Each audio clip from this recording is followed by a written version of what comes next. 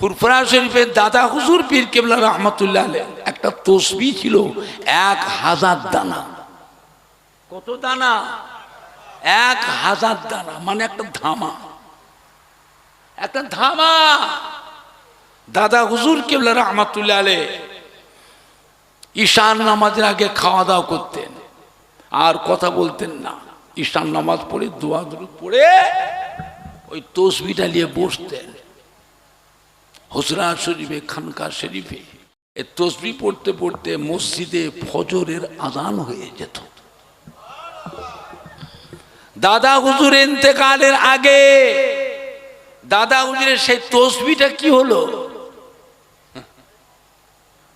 এই তসবিহটা দাদা হুজুর কাকে দিয়েছিলেন জানো? শুনে রাখো। দাদা হুজুর কেবলার কলিজার টুকরা 5 হুজুর কেবলার মধ্যে একটা হুজুর ছিলেন মাদারজাত আল্লাহর ওলি। মায়ের পেট থেকে আল্লাহর ওলি হয়ে দুনিয়ায় এসেছিলেন। এটা কোন হুজুর তাও জানে না। কি বলছে? হযরত নোয়া হুজুর পীর কেবলাকে দাদা হুজুর দিয়েছিলেন।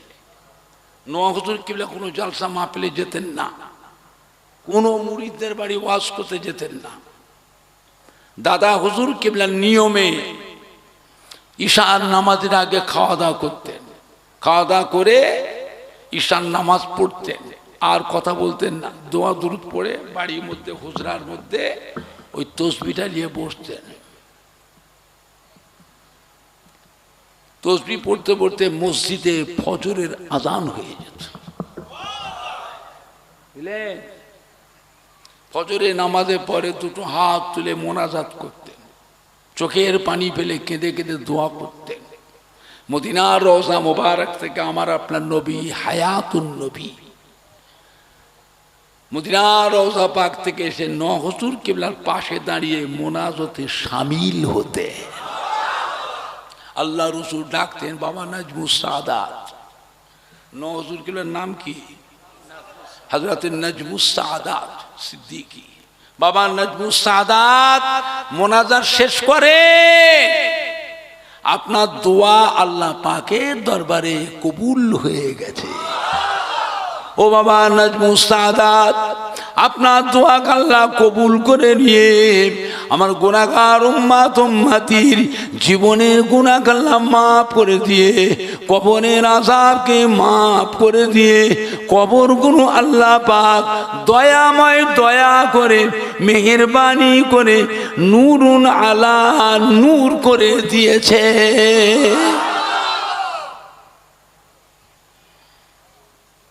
কে মানে না মানে আমার বয়ে গেল।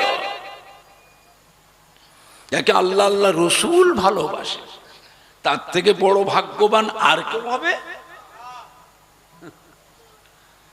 তুই মানো আর না মানো, আসন নাই আসন, নোয়া হুজুর কেবলার বয়ে যাবে। মেজ হুজুর কেবলাকে মানো আর না মানো, মেজ হুজুর কেবলার বয়ে যাবে। আল্লাহ তাকে যে নিয়ামত দিয়েছেন, যে দরজা দিয়েছেন, যাকে দিয়েছেন আল্লাহ সার্টিফিকেট, তার সার্টিফিকেট আর কাটবেন না, আর নিয়ামত কেড়ে নেবেন না। বুঝলেন আমার ভাইজানরা, বাপজানেরা?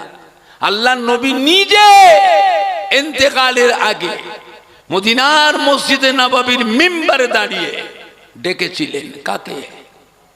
বাবা উমর ফারুক এদিকে আসেন। ও বাবা হযরতে আলী কাররামাল্লাহু ওয়াজহাহু এদিকে আসেন। দুজনকে ডেকে আল্লাহ নবী কি করেছিলেন? মোবারক মাথার পাগড়িটা খুলে ফেললেন, ধরে বাবা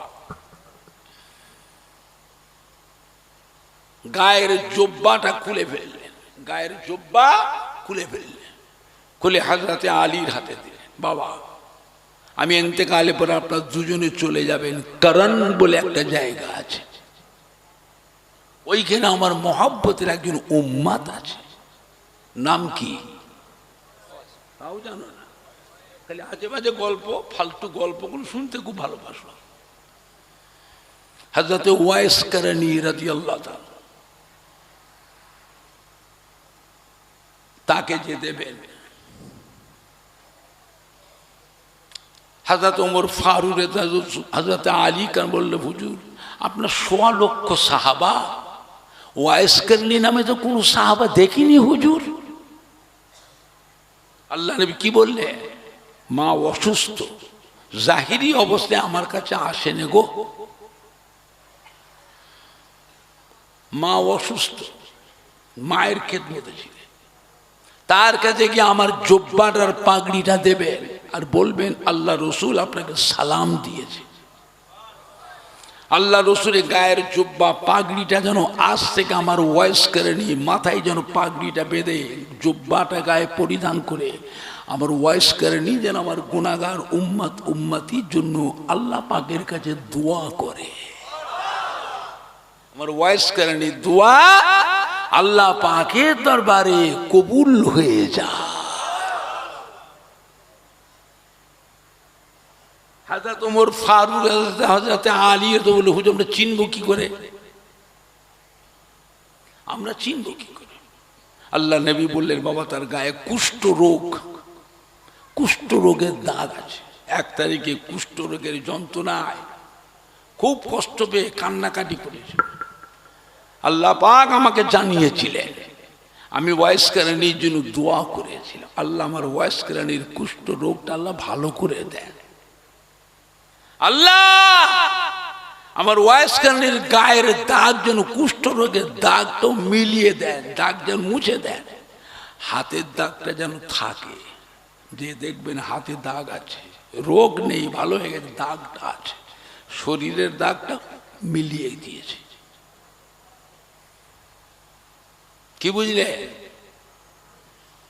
নবী ইন্তেকালের আগে হযরত ওয়াইস কেরানিকে উম্মতের দায়িত্ব দিয়ে গেলে, আপনি কোথায় আছেন আমার ভাইজানরা, বাপজানেরা, যুবকেরা? সারা জীবন নবী আমার উম্মতের জন্য কাঁদতেন না দোয়া করতেন না আপনি কোন দিকে চেয়ে আছেন? কার কথা শুনছেন? ঈমান নষ্ট করছেন? আপনার চাউনিটা, অন্তরটা তো আল্লাহর নবীর উপরে থাকবে, আপনার মনটা, অন্তরটা তো আল্লাহর নবীর উপর থাকবে। মোবাইলের ওয়াজ শুনবেন না। বিশ্ব নবী দিবস করা বেদাত, ঈদে মিলাদুন নবী করা বেদাত, ফাতিহাদান দোয়াজাম করা বেদাত, শবে বরাতের নামাজ নেই, রোজা নাই, শবে মেরাজের নামাজ নেই, রোজা নাই, লাইলাতুল আশুরা মুহররম মাসের নামাজ নেই, রোজা নাই, আখিরি 4 সোমবার নামাজ নেই, রোজা নাই, শবে বরাতের রাতে গোসল করে সুন্দর জামা কাপড় পরে সুন্দর টুপি মাথায় দিয়ে আতর খুশবু মেখে মসজিদে গিয়ে লাইলাতুল বরাতের নামাজের ভিড় করা থেকে ওই সময়টায় বেশ্যাখানায় গেলে আরো বেশি শান্তি পাওয়া যায়। নাউজুবিল্লাহটা জোরে হবে না? এইগুলো মোবাইলে বেরিয়েছে। যারা মোবাইল থেকে আল্লাহর কোরআন শরীফটা মাথায় দিয়ে জিজ্ঞেস করে যে পুরপুরাশে ওমর সিদ্দিকী ভাইজান যে কথাটা বললো, কথাটা কি সত্য মোবাইলে আছে? ওদের মাথায় কোরআন শরীফ দিয়ে জিজ্ঞেস করে, রাত দিন মোবাইল ঘাঁটছে। এরা মুসলমান না কাফের?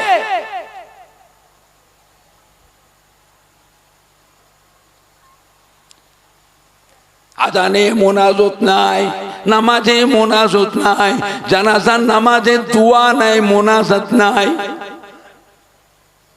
কবর জিয়ারত করে কবর পুজো, মাজার জিয়ারত করে মাজার পুজো, পীরেদের মাজার জিয়ারত করে পীর পুজো। নবীর নামের দরুদ পড়া বেদাত, ইয়া নবী সালাম আলাইকা পড়া হলো শিরক, লা ইলাহা ইল্লাল্লাহ মুহাম্মাদুর রাসূলুল্লাহ একসঙ্গে পড়াটাও হলো শিরক। জোরে বলেন না নাউজুবিল্লাহ। কি করছে? এইগুলো প্রচার হচ্ছে মোবাইলে। নবী আমাদের মতো মানুষ, নবীকে নূরে নবী বলা চলবে না। নবী হলো মাটির নবী, নবী আমাদেরই ভাই। চলে বলেন না নাউযুবিল্লাহ। তারাবির নামাজ 8 রাকাত, বেতরের নামাজ 1 রাকাত। আজীবন 14 পুরুষ তারাবির নামাজ পড়লো 20 রাকাত। এরা এখন 12 রাকাত কেটে বাদ দিয়ে এখানে 8 রাকাত এইগুলো প্রচার হচ্ছে। কথা বুঝতে পারছেন না? কথা বুঝতে পারছেন না? হ্যাঁ, কঠিন সময়, কঠিন সময়। নামাজ পড়তে ইরম করে আজীবন বাপ দাদা 14 পুরুষ নামাজ পড়লো, নাবির নিচে নাবির উপরে হাত রাখে, এরা আবার নামাজ পড়তে পড়তে এমন করছে, পা দুটোকে ফাঁক করে দুটো মুসল্লি জায়গায় একজন করে নিচ্ছে। ওর পাশে যে দাঁড়ায় পায়ের সাথে কথা বলে না, পায়ের সাথে বাপের বয়সে, দাদুর বয়সে, নানার বয়সে মানুষ পা ঠেকে গেলে পায়ে সালাম করে, মাফ করবেন। নামাজের ভিতরে পায়ের পা ঠেকাচ্ছে। কথাটা বুঝতে পারছেন না? পাচ্ছেন না? কি হচ্ছে, কি হচ্ছে? এ মাটি আল্লাহর ওলিদের মাটি, নায়েবে নবী, আশিকে রসুল, হাক্কানি পীরে কামেলদের মাটি। এই মাটিতে জানা অজানা হাজার হাজার আল্লাহর ওলিয়ে কামে, নায়েবে নবী, আশিকে রসুল, হাক্কানি পীরে কামেলদের খেদমত, মেহনত আছে না নাই? একটু হানা কথা বলো। আপনি বলতে পারেন তার ভিতরে ফুরফুরা শরীফে দাদা পীর কেবলা রহমতুল্লাহ, দাদা পীর কেবলার কলিজার টুকরা 5 হুজুর কেবলা, দাদা পীর কেবলার মোহাব্বতের খলিফাগণ, তাদেরও কিছু মেহনত তো আছে, সব নয়, ভুল বুঝবেন না, সব নয়, কিছু কিছু হলেও তো আপনি বলতে পারবেন যে আজও ফুরফুরা শরীফ দাদা পীর কেবলার মুখের দিকে, 5 হুজুর কেবলা, দাদা পীরের খলিফাদের মুখের দিকে আজও কোটি কোটি মানুষ চেয়ে আছে না না? আর আপনারা যারা বসে আছেন,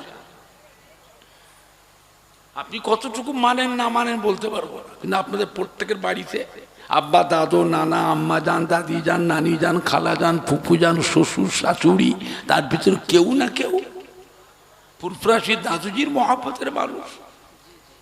তা নাহলে দাদা পীরের কলিজার 5 হুজুর কেবলা, যে কোনো হুজুর কেবলাদের মহব্বতের মানুষ। তার মধ্যে কেউ না কেউ দাদা পীর কেবলা যে কোনো খলিফার মহব্বতের মানুষ। বাংলার মানুষ বড় ভাগ্যবান, ফুরফুরা শরীফে দাদা পীর কেবলার মতো একটা আল্লাহর ওলি বাংলার মানুষদের জন্যই আল্লাহ পাক পাঠিয়েছিলেন। বাবা সম্মান ডাকেন, সম্মান ডাকেন, সম্মান ডাকেন। আখিরি জামানা এটা। দুনিয়া এখন শুরুতে না শেষের দিকে, ভালোর দিকে না খারাপের দিকে?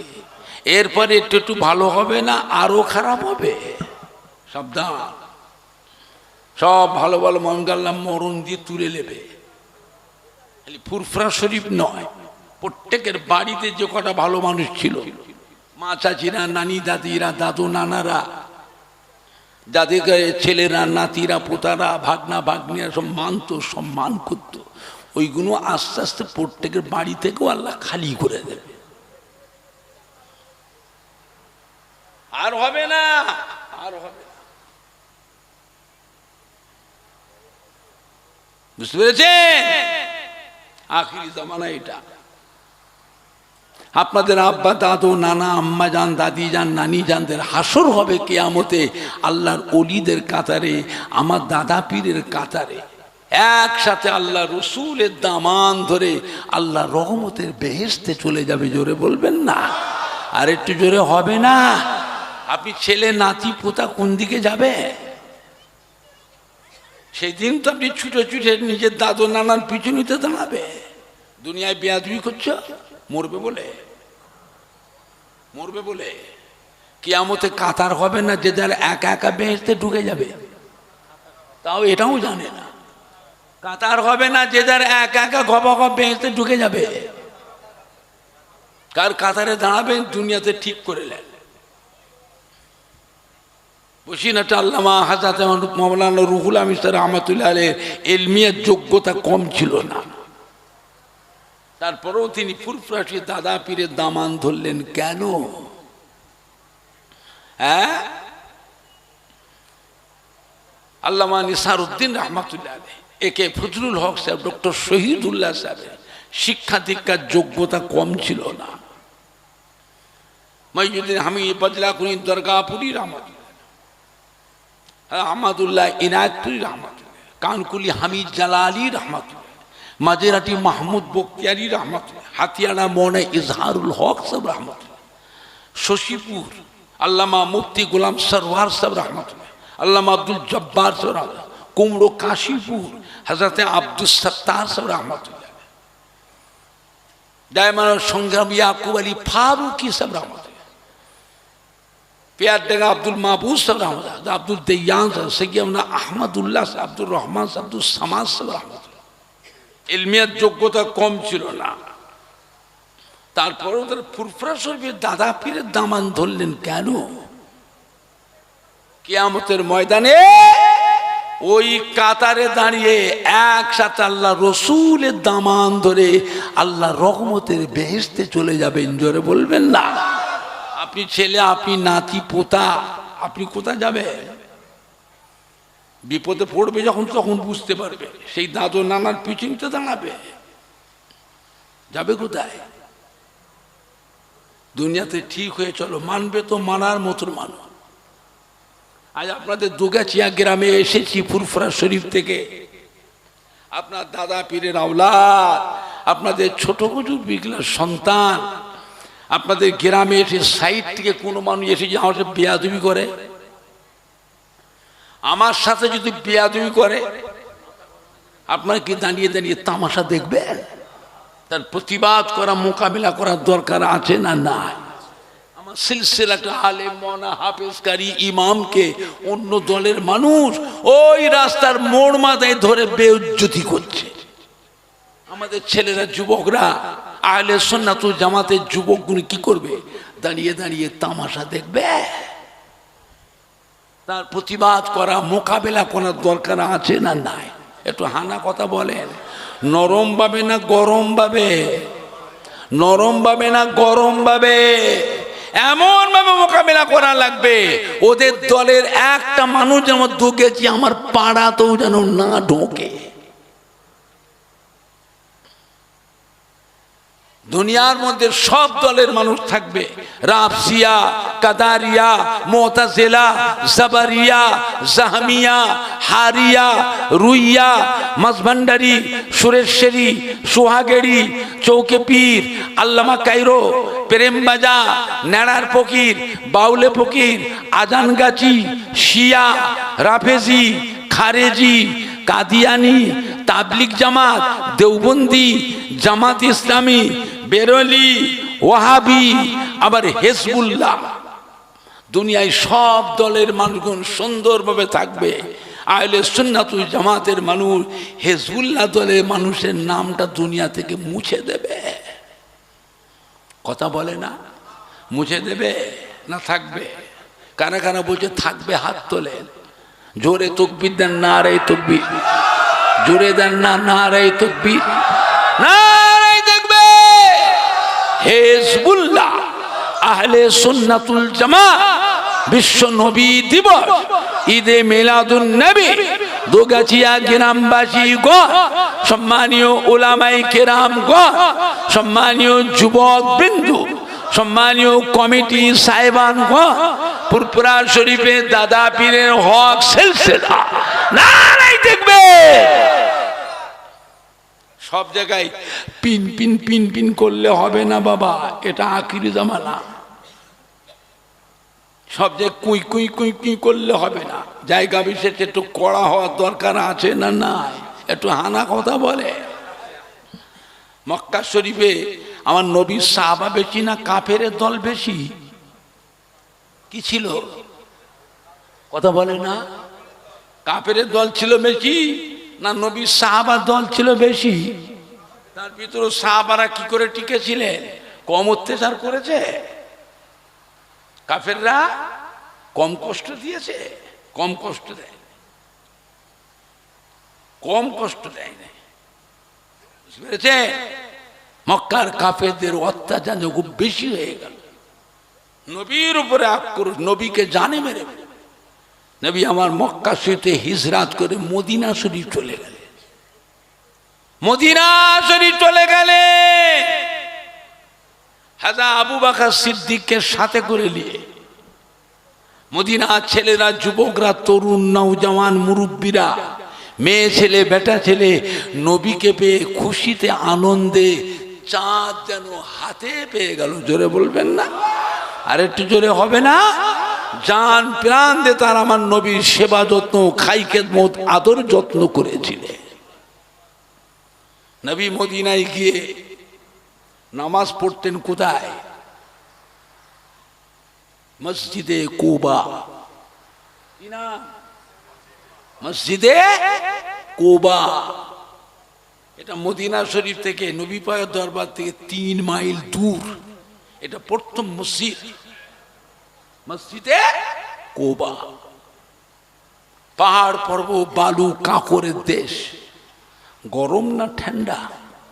তাও বলে না। গরম না ঠান্ডা? বাপরে বাপ, হাজি সাহেবদের জিজ্ঞেস করবে। নবী আমার কষ্ট করে হেঁটে হেঁটে হেঁটে হেঁটে হেঁটে হেঁটে 3 মাইল দূরে গিয়ে মসজিদে কুবা থেকে নামাজ পড়ে আসতেন। নবীর কষ্ট হয়। আমাদের নবী লাজুক নবী, আমাদের নবী লাজুক নবী, কাবার দেশের মানুষ। নবী সেই ঘরটা, হযরতে আমেনা হুজুরা আম্মা জান যে ঘরে থাকতেন মক্কা শরীফে, মৌলুদুন নবী যে ঘরটাকে বলা হয়, ওই ঘরটা আজও আছে না নাই? এই ঘরটাকে সৌদির বাদশা কুতুবখানা করেছে, লাইব্রেরি করেছে। ওই ঘরের কাছে হাজার হাজার মানুষের ভিড় হয়, কি মেয়ে ছেলে কি বেটা ছেলে। ওই জায়গায় গিয়ে মানুষ 2 রাকাত নামাজ পড়ে, ওই জায়গায় গিয়ে দোয়া দুরুদ পড়ে, 2টো হাত তুলে চোখের পানি ফেলে কেঁদে কেঁদে দোয়া করে। কিতাবে আছে ওই জায়গায় দোয়া করলে দোয়াটা আল্লাহ পাকের দরবারে কবুল হয়ে যায়, এটা গ্যারান্টি, খাস। আল্লাহর কাবা ঘরে গেলাপ ধরে দোয়া করলে দোয়াটা কবুল হয়ে যায়, বুঝলেন? মাকামে ইব্রাহিমে 2 রাকাত ওয়াজিব তাওয়াফে নামাজ পড়ে দোয়া করলে দোয়া কবুল হয়। কাবা শরীফের গায়ে হাতিম বলে একটা জায়গা আছে, হাতিম, ওই জায়গায় গিয়ে 2 রাকাত নামাজ পড়ে দোয়া করলে দোয়া কবুল হয়। জমজম শরীফের কুয়া যেখানটা আছে, ওই জায়গায় গিয়ে 2 রাকাত নামাজ পড়ে দোয়া করলে দোয়া কবুল হয়। বুঝতে পেরেছেন? সাফা মারওয়াতে দোয়া করলে দোয়া কবুল হয়।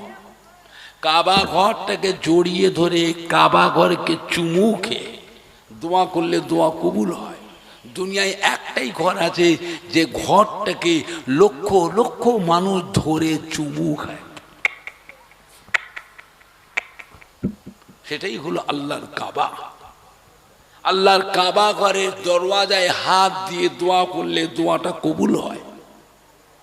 কাবা ঘরের দরওয়াজাটা সোনার দরওয়াজা, 7.5 মণ সোনা দিয়ে তৈরি কাবা ঘরের দরওয়াজাটা।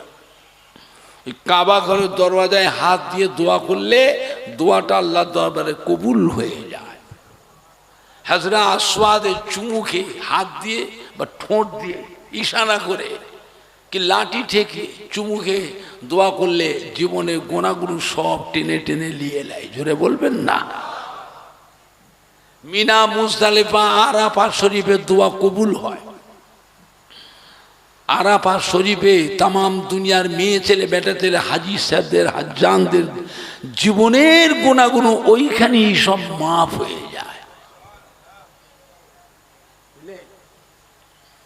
আল্লাহ নবীর ইমামতি জায়গা থেকে নিয়ে হুজুরের রওজা মোবারক পর্যন্ত রিয়াজুল জান্নাহ, ওই জায়গায় গিয়ে 2 রাকাত নামাজ পড়ে দোয়া করলে সেই দোয়াটা আল্লাহ পাকের দরবারে কবুল হয়ে যায়। নবী পাকের রওজা পাকের কাছে একটা জায়গা দেখবেন পাথরের প্লেট যেরকম করে ঘিরে সীমানা করে রাখা আছে আসহাবে সুফা। কি নাম? আসহাবে সুফা। ওই জায়গায় গিয়ে 2 রাকাত নামাজ পড়ে দোয়া করলে পরে সেই দোয়া আল্লাহ পাকের দরবারে কবুল হয়ে যায়। এগুলো দোয়া কবুলের জায়গা, সবাই জানে না, সবাই জানে না। আমাদের আব্বা জান চাচা জানদের কাছে শোনা শিখেছি, দাদুর খলিফাদের থেকে শুনেছি, সবাই জানে। এই জন্য আমার কাছে যে হাজি সাহেবরা যায় অনেক জিনিস শিখিয়ে দিই। বাবা জায়গায় এসেছো, জীবন আর ভাগ্যে হবে কি হবে না, ঘুরুনি, যে কাজে গেছো কাজটা সম্পূর্ণ করবে, সব জায়গাগুলো বলে দিই, খাস জায়গা। কাবা শরীফের ছাদের পানিটা যেখানটাই পড়ে ওই জায়গাটা মিজাবে রহমত, সোনার লল। কাবা শরীফের ছাদে সোনার লল। বৃষ্টি হলে কাবা শরীফের ছাদের পানিটা যে নিচেই পড়ে, ওই সোনার লল দিয়ে নিচেই পড়ে, যেখানটা পড়ে ওই জায়গায় 2টো মাজার আছে, ঠিক কাবাগারের গায়ে হাতিমের ভিতরে হযরত ইসমাঈল আলাইহিস সালাম, মা হাজেরা আলাইহিস মাজার আছে ওইখানটায়। ওই মাজারের ওপরটায় দাঁড়িয়ে 2 রাকাত নামাজ পড়ে দোয়া করলে দোয়াটা আল্লাহর দরবারে কবুল হয়ে যায়। মাজারের উপর পা দিয়ে দাঁড়াতে হবে।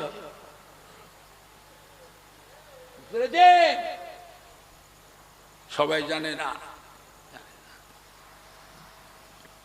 আমার ভাইজানরা, বাপজানেরা, যুবকেরা, আল্লাহ পাকের নিয়ামত। মক্কার কাফেরদের অত্যাচারে নবী আমার মক্কা শরীফ হিজরত করে মদিনা শরীফ চলে গেলেন। মদিনা শরীফকে 3 মাইল হাঁটতে হচ্ছে নামাজ পড়ার জন্য। নবী কাবার দেশের মানুষ ঘর থেকে বেরিয়ে আল্লাহর কাবা, ঘর থেকে বেরিয়ে এসে আল্লাহর কাবা, আর মদিনা এসে কি হচ্ছে 3 মাইল হাঁটতে হচ্ছে। আমার নবীর কষ্ট হয়, নবীর লাজুক নবী সাহাবাদের বলে বাবা আমি থাকবো কি করে বাবা মদিনায়? কেন হুজুর? আমার কষ্ট হচ্ছে বাবা, আমি কি করে থাকবো মদিনায়? সাহাবারা বলছে হুজুর কাঁদছেন কেন আপনি? আপনার কি প্রয়োজন বলুন, করে দিচ্ছি, আমরা করে দিচ্ছি, আপনার কি দরকার বলেন না। নবী বললে আমায় মসজিদ করে দাও, আমাকে মসজিদ করে দাও। ঠিক আছে করে দিচ্ছি, জায়গা কেন? জমির দরকার আছে না নাই? জমি না হলে মসজিদ হবে? সাহাবারা খোঁজাখুঁজি জমিকে বিক্রি করবে, বিক্রি করছে না, না হবে না। নবী মদিনায় যাওয়াতে মদিনার জমির দাম বাড়লো না কমলো? যে যাই করুক, কারবার করুক, ব্যবসা করুক, কারখানা করুক, দোকান করুক, ফ্যাক্টরি করুক, একটা চট যদি কিছু মালপত্র নিয়ে বসে তার বেচা কেনা কম হবে না বেশি হবে?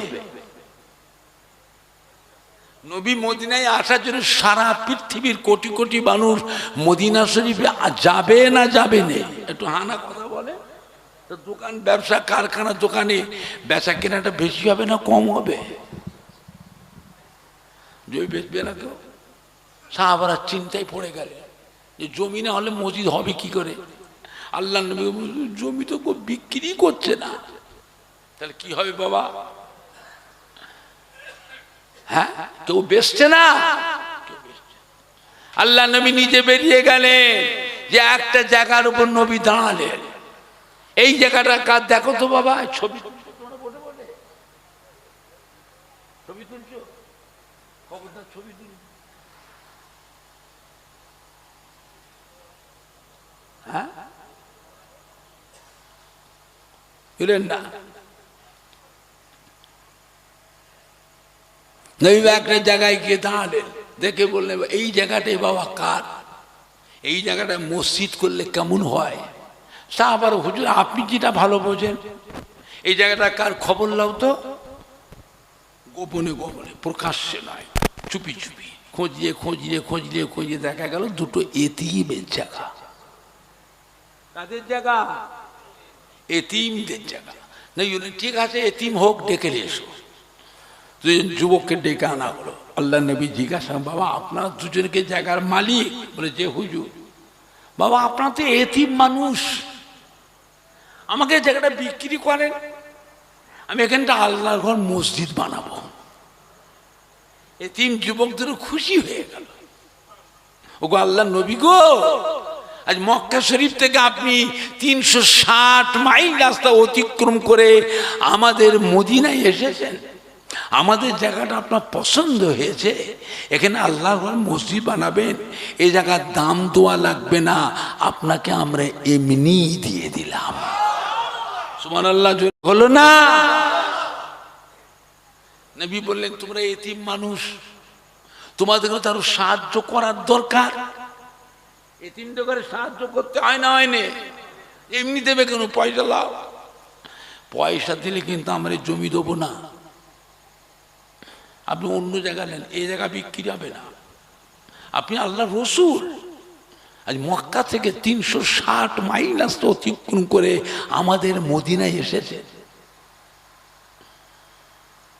আল্লাহর ঘর মসজিদ বানাবেন, এই জায়গা আপনাকে আমরা এমনি দিয়ে দিলাম। চিন্তা করেছে? আগের যুগের মসজিদগুলো সব ছোট ছোট, এখন ছেলের ছেলে, মেয়ের ছেলে, নাতির ছেলে, ভাইপোর ছেলে, ভাগনার ছেলে করে মানুষ বেশি হয়ে গেছে, এখন মসজিদে জায়গা হচ্ছে না। মসজিদে পাশে যাদের জায়গা, এক কাটা জায়গা মসজিদ কমিটিকে বিক্রি করে, মসজিদটা একটু বড় হোক, আর 50টা লোক জামাতে নামাজ পড়ার সুযোগ পাক, না জায়গা বিক্রি হবে না। কেন না? আমার নাতিরা সব ঘর করবে, আমার পোতারা ঘর করবে। বাবারে কদিন পরে আপনি মরে যাবেন, তখন জায়গার মালিক আপনি থাকবেন, জমি থাকবে, মালিক আরেকজন হবে, আপনি মালিক থাকবেন। তা যদি বেঁচে একটা ভালো কাজ করে, না বাবা জমি বিক্রি হবে না, জমি দেবো, এমনি তো দেবেও না, পয়সা দিলে তাও দিচ্ছে না, আমার নাতিরা ঘর করে।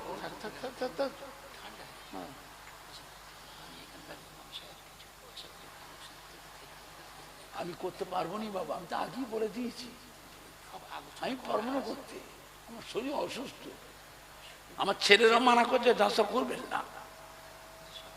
না বাবা, আমি তো বলেছিলাম তো ইয়েকে, সাইফুল্লাহকে, অতক্ষণ ওয়াজ করলো, আমার বলে পাঠানোর পর ইমামরা মুলি সাহেবরা কেউ বললো না, বারবার করে বলে পাঠাই, যাচ্ছে না, হবে না, বসেন আপনারা নিজেরা নিজেরা তুলে দেবেন, বসে তুমি ইমাম কোথায় বাড়ি তোমার? এই গ্রামের বাড়ি? তোমরা চালাক আর আমি বোকা মানুষ। ছেলে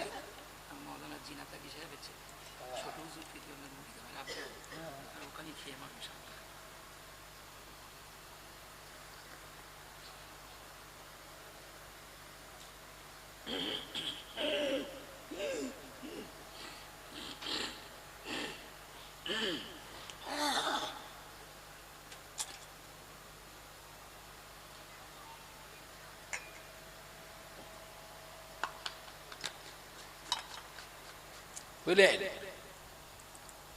আল্লাহ নবী কি বললেন? ঠিক আছে বাবা, আপনাদের কথাটা আমি রাসূলুল্লাহ সাল্লাল্লাহু আলাইহি ওয়াসাল্লাম মেনে নিলাম, কবুল করে নিলাম।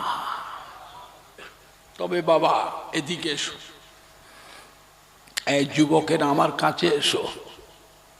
কাছে ডেকে নিয়ে আল্লাহ নবী কি বললেন? আমি আল্লাহ রাসূল, আমি একটা কথা বলেছি বাবা, আমার কথার সম্মানটা রাখো, তোমাদের কথাটা মেনে নিলাম, কবুল করলাম, আমি আল্লাহ রাসূল, আমার কথার সম্মানটা রাখো। এদিকে ডেকে দিয়ে আল্লাহ রাসূল নিজের কাছ থেকে ওই জমির ধরুন কিছু মূল্য এতিম যুবকদের হাতে দিয়ে দিলেন। এতিম যুবকরা ওইটা গ্রহণ করে নিয়ে পুনরায় মদিনার মসজিদে নববী শরীফে দান করে দিলেন। জোরে বলবেন না? আর একটু জোরে বলা যাবে না? ওই জায়গায় হলো মদিনার মসজিদে নববী শরীফ। বলেন মদিনার মসজিদ নববীর ছাউনি কি দিয়ে? খাজুরের গাছের পাতা, খাজুর গাছের পাতা আর বাটাম, খাজুর গাছ চিড়ে চিড়ে বাটাম, আর কলম খাজুর গাছের গুঁড়ি, খাজুর গাছের গুঁড়ি।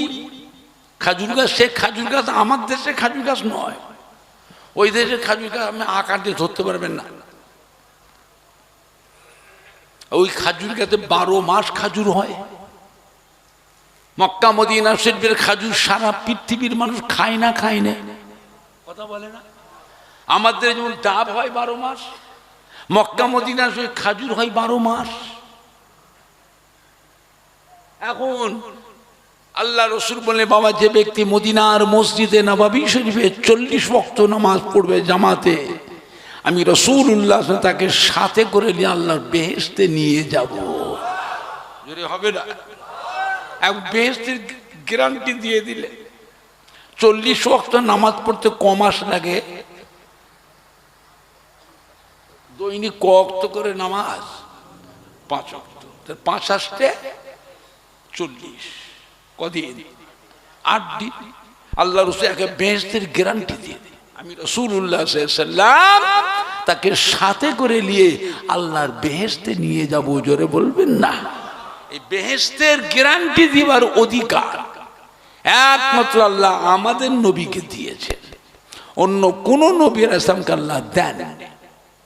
এমনি সারা বিশ্বের মুসলমান, দুনিয়ার এক প্রান্ত আর এক প্রান্তের মুসলমান, কি বাচ্চা, কি জওয়ান, কি আধ বয়সী, কি মুরব্বী, কি মেয়ে ছেলে, কি বেটা ছেলে, যিনি যে দেশেই আছেন সেখান থেকেই জান প্রাণ দিয়ে ভালোবেসে মোহাব্বত করে হৃদয়ে হৃদয়ে কলবে কলবে আমার নবী পাকের চাঁদ মুখের পানে সবাই আশা করে চেয়ে আছে না নাই? এটা যে আল্লাহ পাকের নিয়ামত। জোরে বলুন না আলহামদুলিল্লাহ। এখন মদিনা মানুষ সব বড় লোক হয়ে গেছে, সব ধনী হয়ে গেছে। মদিনার মানুষরা সব কি হয়েছে? ধনী হয়ে গেছে। আল্লাহ রসুল সাহাবাদের দেখুন, বাবা দুনিয়াতে যে ব্যক্তি আল্লাহর ঘর মসজিদকে সুন্দর বানাবে, আল্লাহ তাদের জন্য বেহেশতের ভিতরে সুন্দর সুন্দর ঘর বানিয়ে দেবে। জোরে বলুন, আর একটু জোরে হবে না?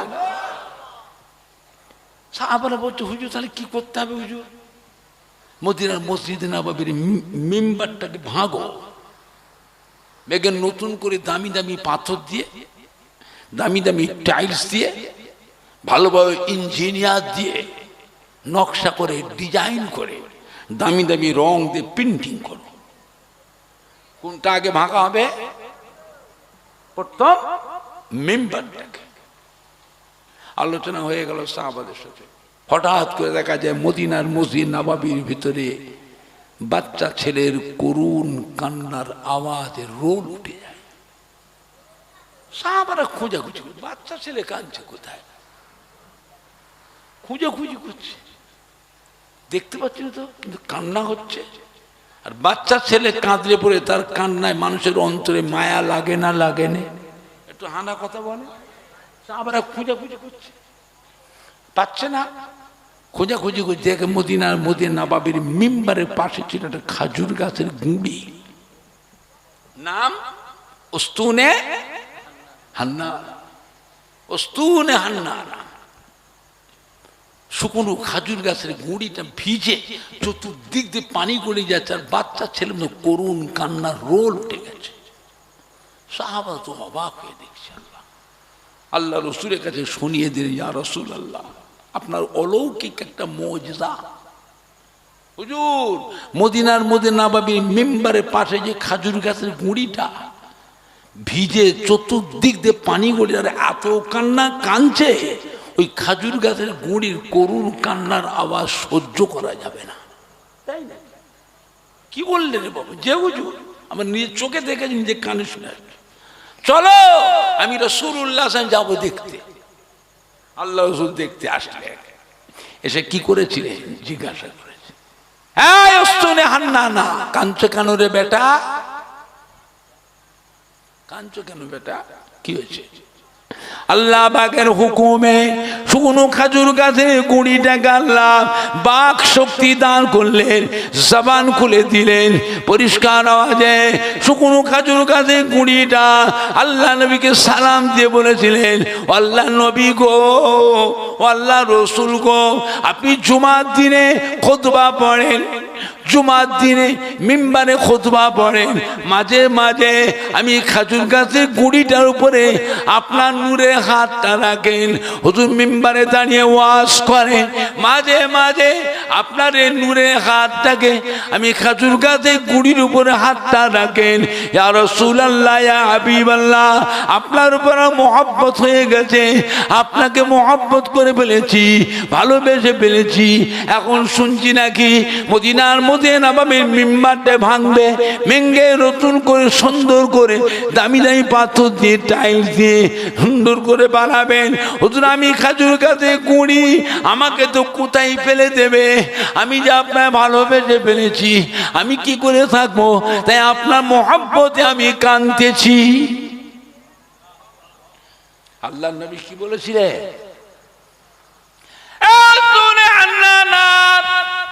কেঁদো না বেটা, কেঁদো না বেটা, আমি রাসূলুল্লাহ কথা দিচ্ছি, আমি রাসূলুল্লাহ সাল্লাল্লাহু আলাইহি ওয়াসাল্লাম কাল কিয়ামতের পরে আল্লাহর রহমতে বেহেশতে যেখানে থাকবো, তুমিও বেহেশতের ভিতরে আমার পাশেই তুমি থাকবে। জোরে হবে না? আর একটু জোরে হবে না?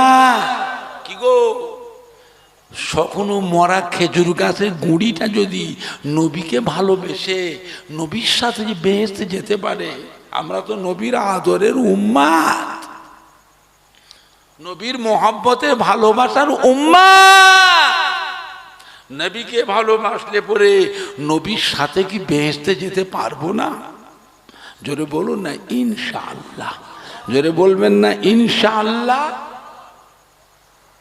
কি গো, মদিনার মধ্যে নববীর মিম্বার তো ভাঙা হলো, সেই খাজুর গাছের গুঁড়িটা কি হলো বলেন তো? জানে কথা বলে না, সেই খাজুর গাছের গুঁড়িটা কি হলো? আল্লাহ রসুল কি করেছিলেন? মদিনার মধ্যে নববীর মিম্বারের পাশে যে কলম, যে পিলারটা করা হয়েছে, আল্লাহ রসুল খাজুর গাছের গুঁড়িটাকে ওই কলমের ভিতরে কভার করে রেখে দিয়েছেন। জোরে বলবেন না? আর একটু জোরে বলা যাবে না? আজও মদিনার মধ্যে নববী শরীফের তাহাজ্জুদের নামাজের সময় ওই উসুনে হান্নানা, ওই খাজুর গাছের গুঁড়িটার কান্নার শব্দ আজও শোনা যায়। সাহাবায়ে কেরামরা ফরমাতেন, আল্লাহ নবী যদি খাজুর গাছের গুঁড়িটাকে এমনি করে সান্ত্বনা না দিতেন, এমনি করে পিলারে হেফাজত করে না রাখতেন, কিয়ামত পর্যন্ত ওই খাজুর গাছের গুঁড়িটার করুণ কান্নার আওয়াজ মানুষ সহ্য করতে পারত না। 2 নাম্বার, উহুদ পাহাড়।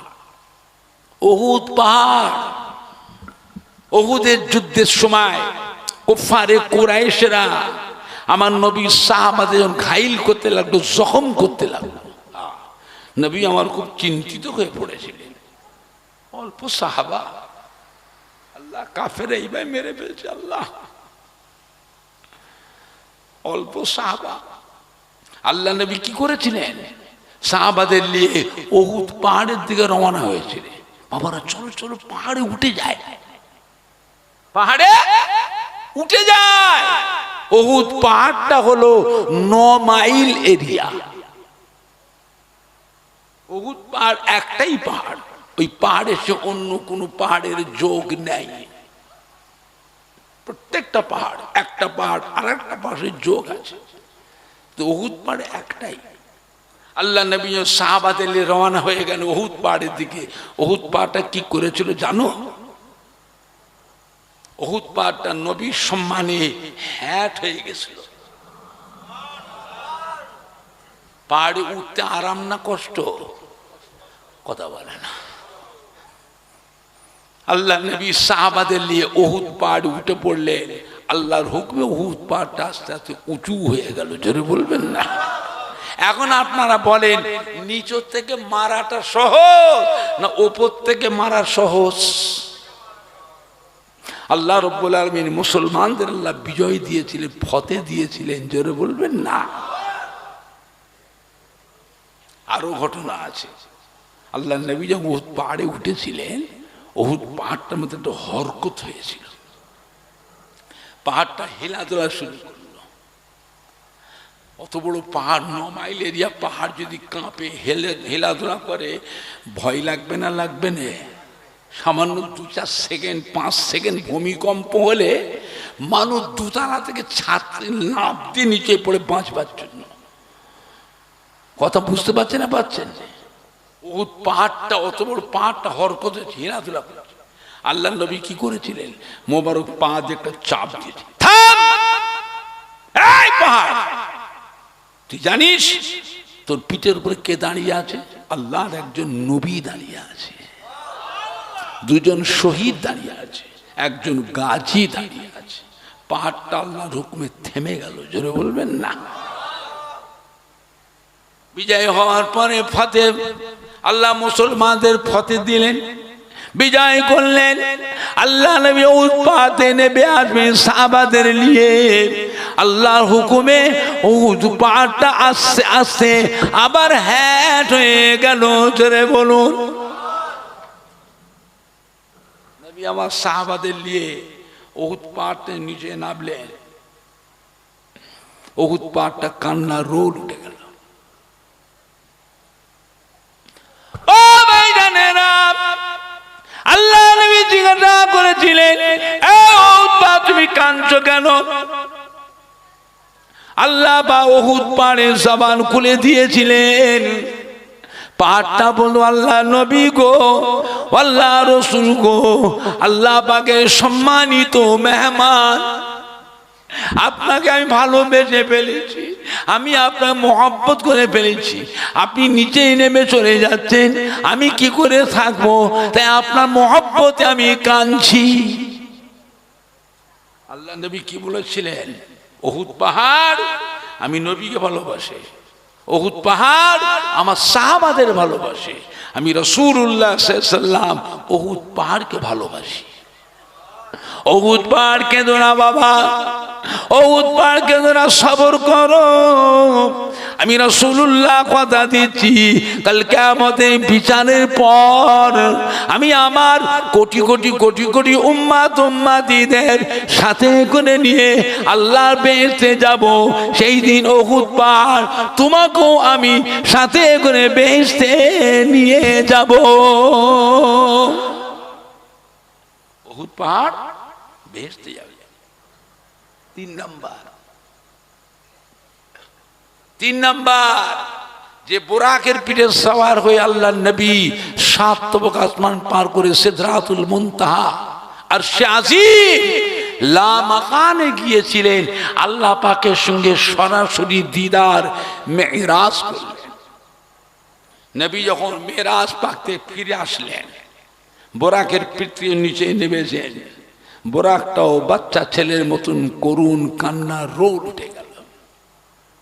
আল্লাহ নবী জিজ্ঞাসা করেছে, এই বোরাক, তুমি কাঁদছো কেন? আল্লাহ রাব্বুল আলামিন বোরাকের জবান খুলে দিলেন। বোরাকটা জবান খুলে বলতে লাগলো, আল্লাহ নবী গো, আল্লাহ রাসূল গো, আল্লাহ পাকের সম্মানিত মেহমান, আমি আপনার পিঠে করে বসিয়ে উড়িয়ে উড়িয়ে উড়িয়ে উড়িয়ে 7 তবক আসমান পার করে সিদরাতুল মুনতাহা আরশে আজিম লা মাকানে নিয়ে গেলাম। আল্লাহ পাকের সঙ্গে সরাসরি দিদার মেরাজ করলেন।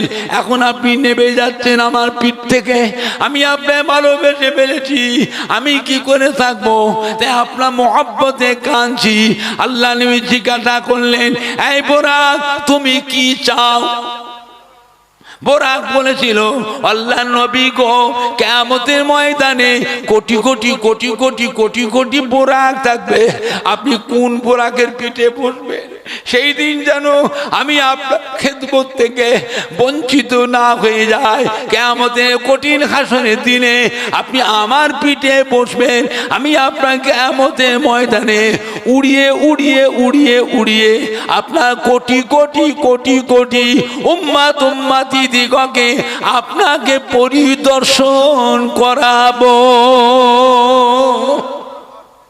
আল্লাহ নবী বোরাককেও কথা দিয়েছিলেন, এই বোরাক তুমি কেঁদো না, সবর করো। আমি রাসূলুল্লাহ সাল্লাল্লাহু আলাইহি ওয়াসাল্লাম তোমাকেও কথা দিচ্ছি, কাল কিয়ামতের ময়দানে তোমার পিঠে বসবো, তুমি আমাকে কিয়ামতের ময়দানে উড়িয়ে উড়িয়ে উড়িয়ে উড়িয়ে আমার কোটি কোটি উম্মতি দিগকে তুমি আমাকে পরিদর্শন করাবে। জোরে বলুন, জোরে হবে না? কি গো, নবীকে ভালোবাসার জন্য, নবীকে মহব্বত করার জন্য বলে, আমরা তো নবীর আদরের উম্মাত, নবীর ভালোবাসার উম্মাত। নবীকে ভালোবাসলে মহব্বত করলে নবীর সাথে কি বেহেশতে যেতে পারবো না? জোরে বলেন না ইনশাআল্লাহ, জোরে বলবেন না ইনশাআল্লাহ। একবার দুরূদ শরীফ আল্লাহুম্মা সাল্লি আলা। দাও দাও দাও, খালি বকতেছি পাগল মতো। কেন বকতেছি? ইমাম মানে থাকেন চুপ করে, কথা শোনেন না, কথা নতুন কাজ করেন না, কথা উল্টো চলেন না, আমাকে চাপ দিচ্ছে। আল্লাহুম্মা, কেন এখন করছেন? আমার কথা কানে লাগে না, এখন হই হই করছেন না বাবা। আপনি আমায় দাওয়াত করে নিয়েছেন, নজরানা দেন না, আপনার নজরানা পড়ো।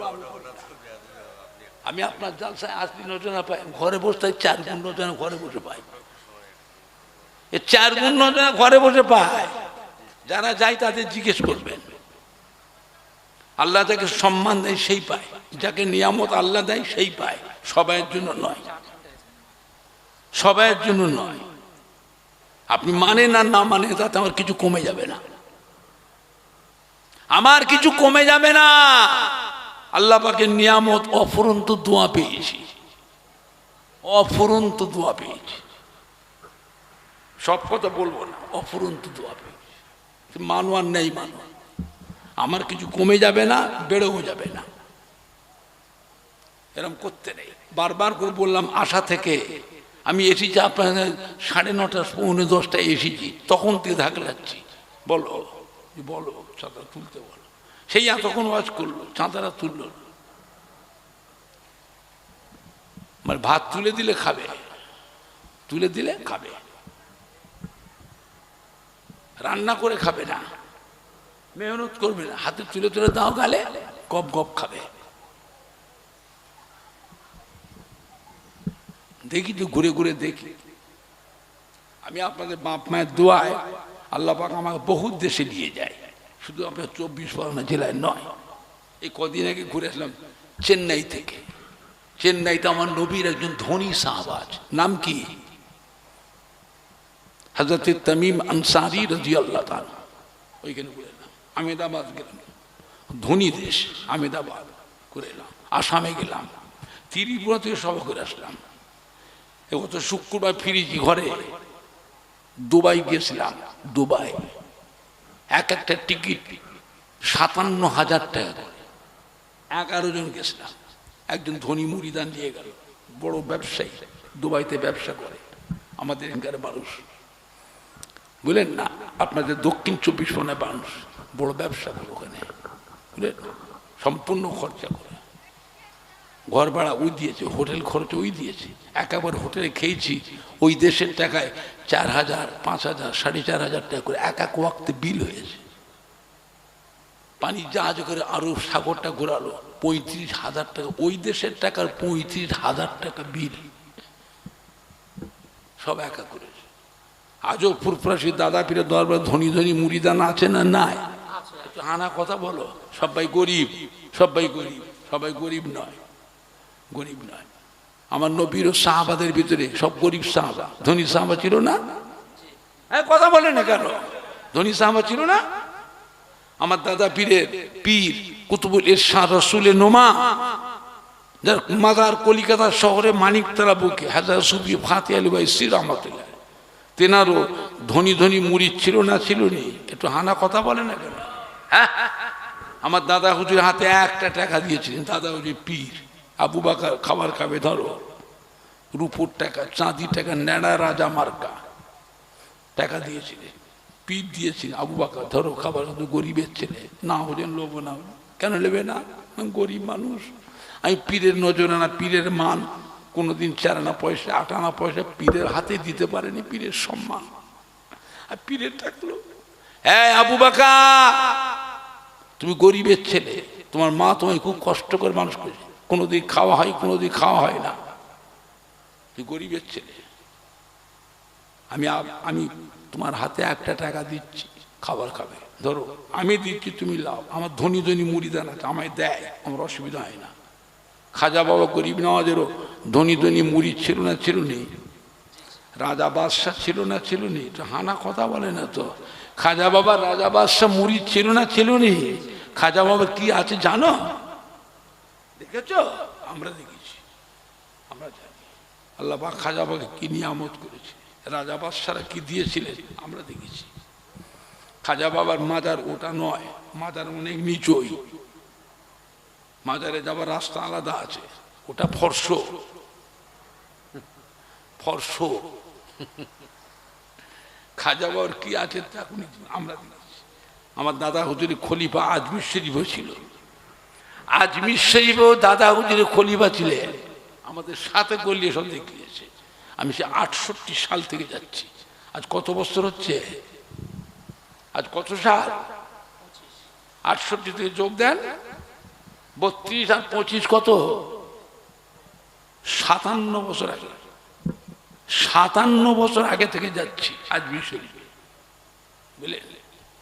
আমার ভাইজান, আমার নবী পাকেরও ধনী ধনী সাহাবা ছিল না ছিল নেই?